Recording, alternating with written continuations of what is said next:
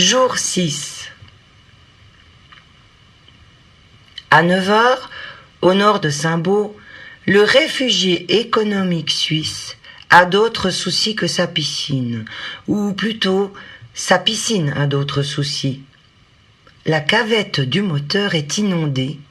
Un tuyau, suite au choc continu de mise en route, s'est déboîté, inondant la pompe.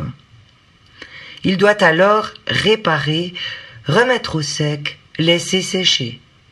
Il essaiera demain matin de relancer le dispositif. À 10h, l'expert de chez Orage.fr entre au café, très agité, car il s'était levé tôt pour être au pied de son antenne avant 9h. Il n'avait perçu aucun craquement suspect et redoutait de devoir l'annoncer à son chef. Dans sa maisonnette de l'étang, indifférente à tout cela, Rambi s'éveille, un peu abasourdi de ne pas être seule. Elle vit ici en recluse. L'étang et la petite maison lui appartiennent, nichée au cœur d'un accès en spirale, donc hors de vue de la route principale. Son existence est insoupçonnable et rares sont les initiés qui s'y aventurent, le Bressan évitant par nature les coups de fusil. Elle se souvient alors de tout, mais décide de prendre les choses comme elles viennent, d'autant plus que son colocataire accidentel semble être de ceux qui se lèvent facilement le matin. S'ensuivent alors les annonces tonitruantes de « Luxembourg !» et « Port-Royal !» Sur lui, elle n'avait trouvé aucun papier, et son amnésie semblait persister. S'interrogeant sur sa conversation limitée à « Bonjour madame, nous sommes bien dans le RERB ?»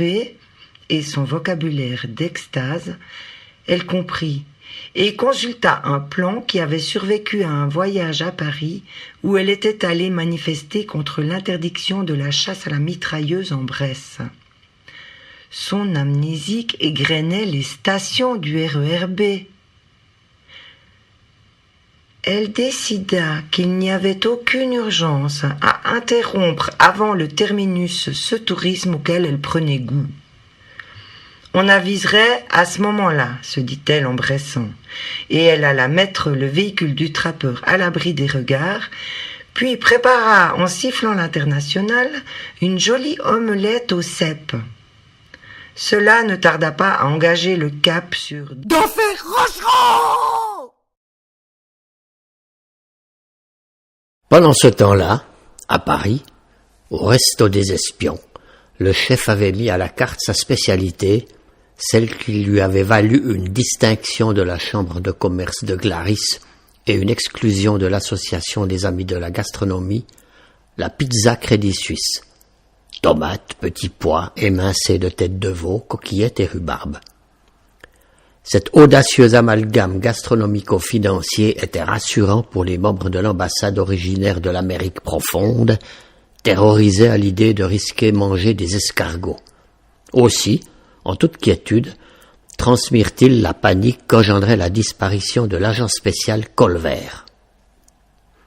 Et à 6000 kilomètres de là, au quartier général de la NSA dans le Maryland, le faillot de l'intelligence artificielle annonce à son chef que les signaux ont cessé. Il pense ainsi le calmer, avant de lui annoncer l'autre nouvelle. Depuis peu, d'autres signaux semblent provenir d'un autre endroit, pas loin de là.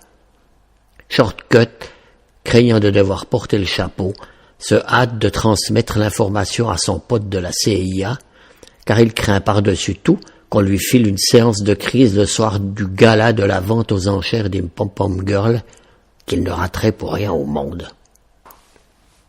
À Paris encore, le jeune pain frais est averti de la fin des travaux qu'il avait mis en route voici un mois en Bresse, à Saint-Marc. Il avait pris contact avec la mairie quant à des lieux qu'il avait repérés au cadastre et les avait retenus. L'endroit est presque désert. Seul un groupe de bâtiments occupe une grande clairière à peu de distance de là. Il a mandaté des entrepreneurs, défini les étapes de la construction d'un hangar géant avec une cuve de gaz enterrée, de silos à nourriture à débit automatique. Comme il avait pris des contacts avec l'industrie de la malbouffe, il bénéficia de modules et de plans de construction accélérés reposant sur des préfabriqués. Le cahier des charges stipulait que l'installation serait totalement automatisée et autonome, évitant ainsi tout besoin en personnel français instable et communiste.